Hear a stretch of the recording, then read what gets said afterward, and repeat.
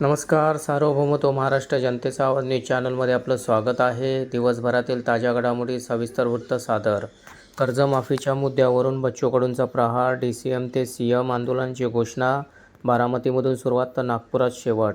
घरकाम करणाऱ्या लेकीची पाठवणी. भास्कर जाधवांच्या डोळ्यात पाणी. नात्याचा क्षण पाहून ग्रामस्थही गहिवरले. घराबाहेर पडताना काळजी घ्या. महाराष्ट्रात तापमानाचा भडका. अकोला सोलापूर हॉट. अख्खा महाराष्ट्र तापला.